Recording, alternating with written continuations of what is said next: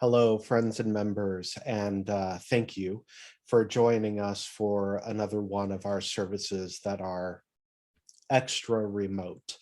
Um, I made the decision for the month of August that, in the interest of everyone's safety, we ought to have as few bodies in the sanctuary as possible, at least for the month of August.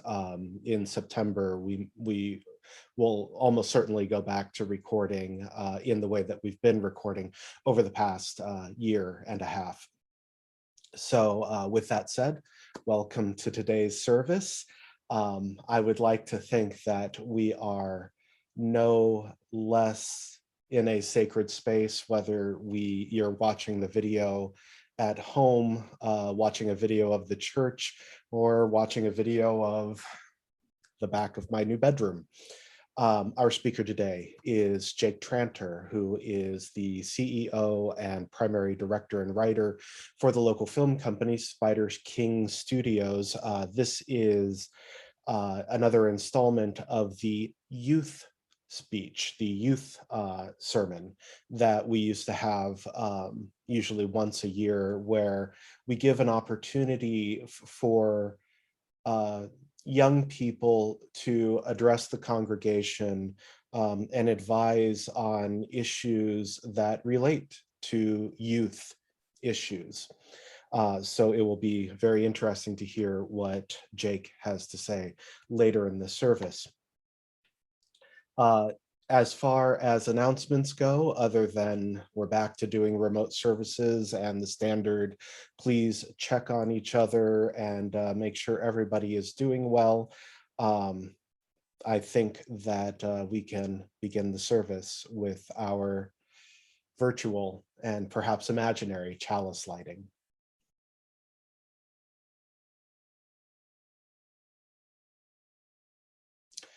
Our opening words and chalice lighting today come from the Unitarian Universalist hymnal number 600, The Space Within.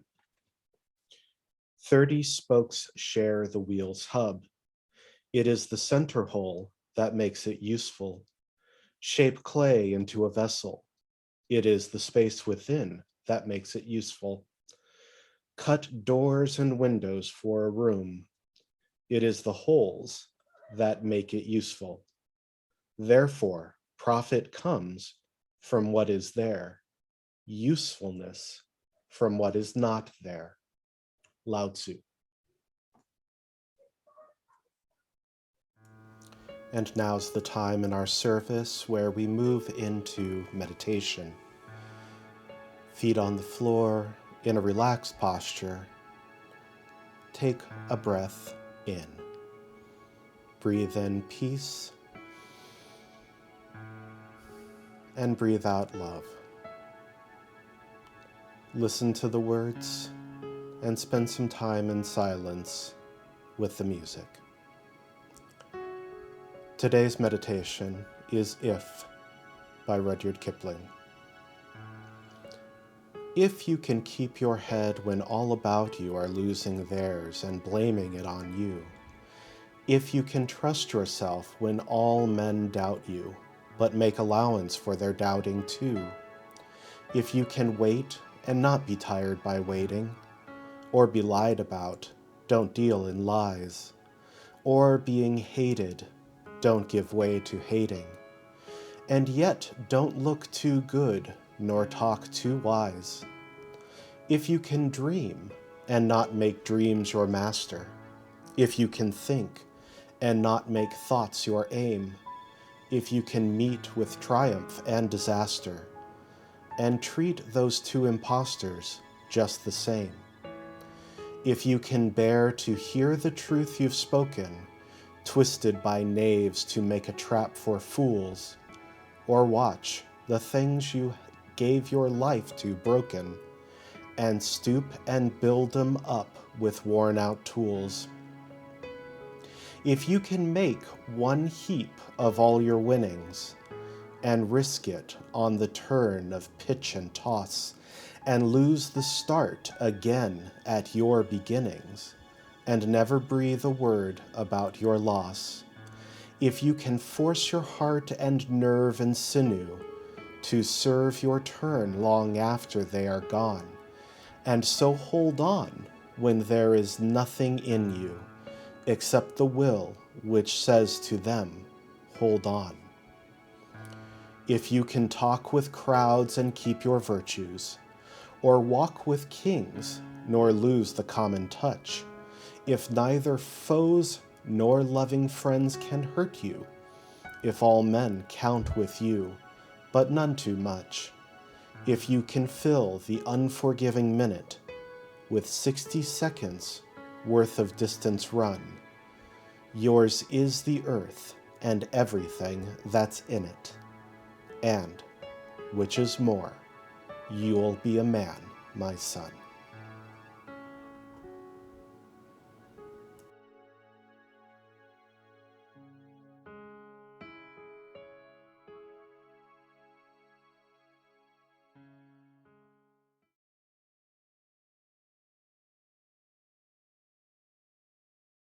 And now it is my honor to introduce our speaker for today. Jake Tranter is 20 years old and a gifted local filmmaker, and not too shabby of a singer and songwriter, might I add. I first got to know Jake while working on the play Shakespeare in Love, where we were both cast members. And at the time, I learned about his passion for film writing and directing and shooting and acting, and have been fortunate enough to get to work with projects, get to work on projects with him, including his most recent film, Limbo, a psychological thriller. Jake is a man who is always busy and always working on new ideas, and he's somebody that I've come to admire greatly. So thank you, Jake, for giving us this talk, and I'll turn it over to you. Hello, my name is Jake Tranter, and if you don't know me already, I am the owner of a local film production company called Spider King Studios. I am fairly involved with the community, Douglas County as a whole, mostly Roseburg. I work heavily with the Human Trafficking Task Force and the Up to Us Now youth media projects, and I kind of help around with a lot of different businesses around the area. And so I have been asked to come in today. Well, I was going to come in and physically talk, but because of all the COVID things going on right now, we thought it would be a safer idea for me to give a video talk about some youth influences and how the church can create a better bond with the youth. And so me, since I'm 20 years old, I thought that maybe I could give some good insight on this and give a piece of what my thoughts are, so that maybe you can have a better understanding from a youth perspective. So I have a lot of different ideas on how the church can be more involved with the youth, and ways that they already are, but there's definitely ways that they can improve. Definitely a starting off point would be to honor the spiritual growth in youth and to just honor spirituality in general in youth. I know that some youth feel as though they're not treated as sacred or worthful or legitimate with when it comes to their spirituality, because they're so young and they're just getting involved in the church. And so a lot of elder people or older people tend to look down because they're not as enriched with the knowledge. And so it's a good to see them as equals, more so, not less as objects of the ministry, but participants, and to shake off any stereotypes that there may be of them being rebellious teenagers or things like that. We know that can be the case because, let's face it, kids are kids. We've all been there. And so when it comes to kids, it's good to treat them as equals and to allow them to be a part of the family, and not really hold them too high on a pedestal, but show them the way. And this goes into a lot of things like how can parents help? Parents can help a lot.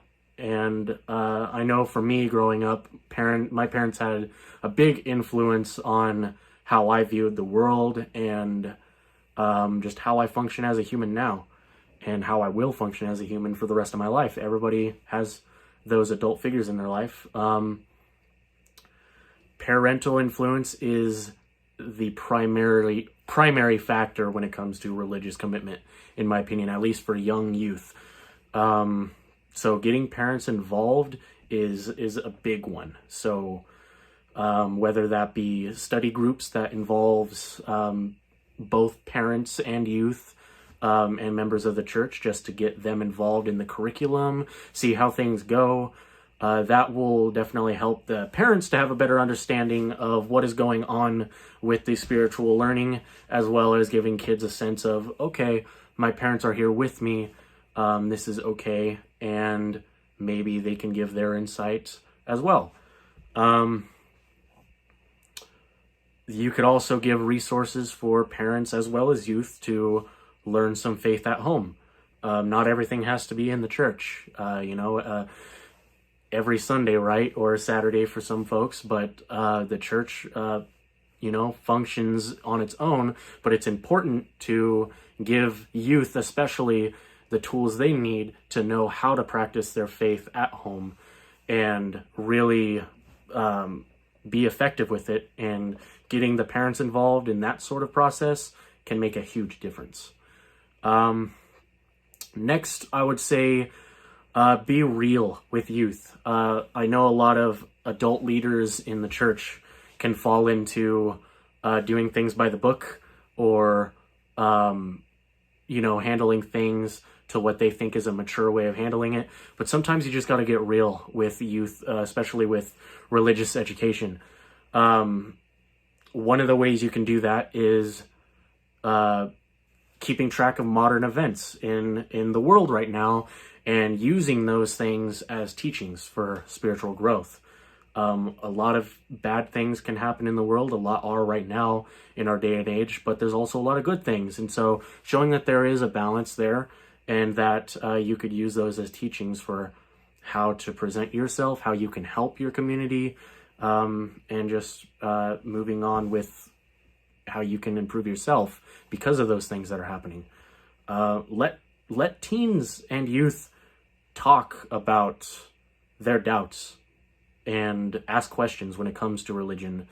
I know this can be frowned upon, but it's really important, at least in my opinion, because you don't want them to have those questions and then grow that doubt and keep moving forward with that doubt. Communication is key. It's key to all success, and allowing youth to have the opportunity to bring up those questions and those doubts can clear things up really easily, and it can create a bond. And getting in touch with their passions, that's a big one. That I would say is really high on the list. Use church as an outlet, for me, I would say with my performing arts career and music, it's helped me a lot with a lot of internal struggle and things that have happened throughout my life. And so maybe having a mixture of some events that you can allow youth to get in touch with those things through the church, that can make a big difference. Something else that makes a huge difference is adult leadership. I touched on it a little bit before, but youth, when they have an adult figure in their life, it influences them heavily. They, look up to adults that are around them. They see how adults act and present themselves, and youth are sponges, and so youth will take what they see and, monkey see, monkey do. So having an adult leadership figure that is knowledgeable, committed, spiritually mature, and has effective communication skills, just all of those things alone can make a huge difference when it comes to just showing what the youth can look up to and what they can really mold themselves to be when they grow up. Just showing them a good figure to look up to. And I think one of the last big heavy points I'd like to touch down on is a sense of belonging for the youth. This is probably going to be the most important. That's why I saved it for last, because all of those things are amazing. But keeping the youth around, that takes the cake. And so I would say youth ministry is more so about relationships than programs. So building those relationships and making them strong is extremely important. And the programs, they're important too, but the relationships and keeping that bond intact, that's going to really make a difference. So having a consistent routine, because kids are always taught with going to school and doing chores and things at home, if that's something parents do, that routine is, a consistent thing that they need to stay on top of.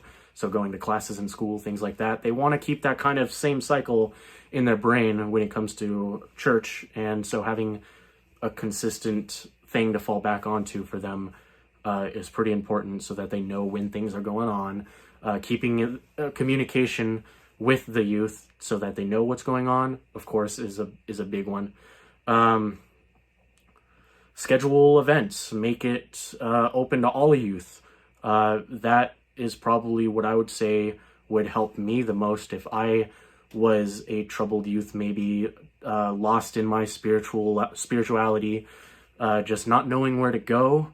I would say having opportunities for not only events for the youth to attend and the church members to attend, but the community to attend. It would grow a stronger bond between the youth and the community, the church and the community, and the church and the youth. And so I think it could make a big difference, and it would allow the youth to invite their friends, to show them what's going on. Maybe the friends can say, hey, maybe this can help me too. And, it can start a really good trend. So just some recapping here, honor spirituality and the growth of it when it comes to youth. Ask yourself, how can parents help? Get real when it comes to religious education. Adult leadership, keep that in mind as a key factor. And create a sense of belonging for the youth. Create opportunities and events consistently, but also keep a routine. I believe that is really all that I got, though. As a youth perspective, I hope this helped, and I hope that it was all understandable and that it helps you to maybe get an idea of how the church and the youth in general can have a better bond and can go forward in this day of age with a stronger bond together. So if that's all, then I would like to say thank you for having me here today, even though this is through video and this is pre-recorded. So have a great day, and I wish you all well. Thank you.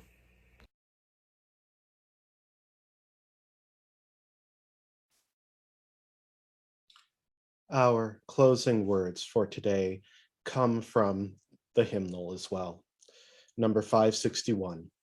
Never doubt that a small group of thoughtful, committed citizens can change the world. Indeed, it's the only thing that ever has. Go in peace. Thank you very much, and have a beautiful week. We hope to talk with you at our post-service discussion. Thank you. Bye-bye.